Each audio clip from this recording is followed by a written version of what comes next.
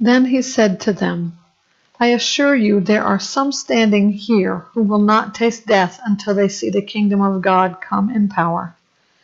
After 6 days, Jesus took Peter, James, and John and led them up on a high mountain by themselves to be alone. He was transformed in front of them, and his clothes became dazzling, extremely white, as no launderer on earth could whiten them. Elijah appeared to them with Moses, and they were talking with Jesus. Then Peter said to Jesus, Rabbi, it's good for us to be here. Let us make 3 tabernacles, one for you, one for Moses, and one for Elijah. Because he did not know what he should say, since they were terrified. A cloud appeared, overshadowing them, and a voice came from the cloud. This is my beloved Son. Listen to him. Then suddenly, looking around, they no longer saw anyone with them except Jesus alone. As they were coming down from the mountain, he ordered them to tell no one what they had seen until the Son of Man had risen from the dead. They kept this word to themselves, discussing what rising from the dead meant. Then they began to question him. Why do the scribes say that Elijah must come first? Elijah does come first and restores everything, he replied. How then is it written about the Son of Man that he must suffer many things and be treated with contempt? But I tell you that Elijah really has come, and they did whatever they pleased to him, just as it is written about him. When they came to the disciples, they saw a large crowd around them and scribes disputing with them. All of a sudden, when the whole crowd saw him, they were amazed and ran to greet him. Then he asked them, What are you arguing with them about? Out of the crowd, one man answered him, Teacher, I brought my son to you. He has a spirit that makes him unable to speak. Wherever it seizes him, it throws him down, and he foams at the mouth, grinds his teeth, and becomes rigid. So I asked your disciples to drive it out, but they couldn't. He replied to them, You unbelieving generation, how long will I be with you? How long must I put up with you? Bring him to me. So they brought him to him. When the spirit saw him, it immediately convulsed the boy. He fell to the ground and rolled around, foaming at the mouth. How long has this been happening to him? Jesus asked his father. From childhood, he said, and many times it has thrown him into the fire or water to destroy him. But if you can do anything, have compassion on us and help us.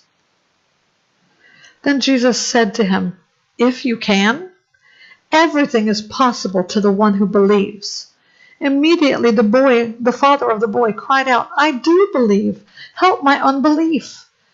When Jesus saw that a crowd was rapidly coming together, he rebuked the unclean spirit, saying to it, You mute and deaf spirit, I command you, come out of him and never enter him again.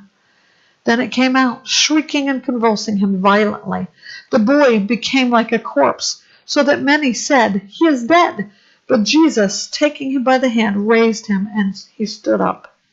After he went into a house, his disciples asked him privately, Why couldn't we drive it out?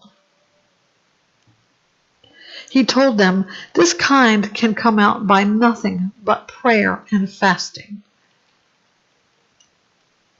Then they left that place and made their way through Galilee.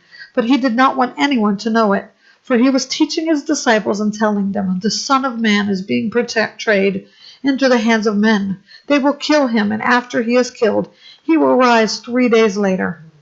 But they did not understand this statement, and they were afraid to ask him. Then they came to Capernaum. When he was in the house, he asked them, What were you arguing about on the way? But they were silent, because on the way they had been arguing with one another about who was the greatest. Sitting down, he called the 12 and said to them, If anyone wants to be first, he must be last of all and servant of all. Then he took a child, had him stand among them, and taking him in his arms, he said to them, Whoever welcomes one little child such as this in my name welcomes me. And whoever welcomes me does not welcome me, but him who sent me. John said to him, "Teacher, we saw someone driving out demons in your name, and we tried to stop him because he wasn't following us." "Don't stop him," said Jesus, "because there is no one who will perform a miracle in my name who can soon afterwards speak evil of me. For whoever is not against us is for us. And whoever gives you a cup of water to drink because of my name, since you belong to the Messiah, I assure you, he will never lose his reward. But whoever causes the downfall of one of these little ones who believe in me, it would be better for him if a heavy millstone were hung around his neck, and he were thrown into the sea. And if your hand causes your downfall, cut it off.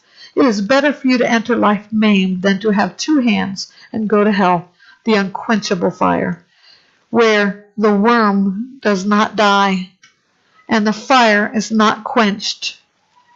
And if your foot causes your downfall, cut it off.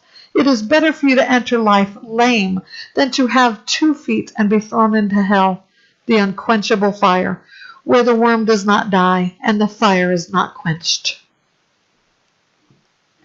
And if your eye causes your downfall, gouge it out. It is better for you to enter the kingdom of God with 1 eye than to have 2 eyes and be thrown into hell, where their worm does not die and the fire is not quenched. For everyone will be salted with fire. Salt is good, but if the salt should lose its flavor, how can you make it salty? Have salt among yourselves and be at peace with one another.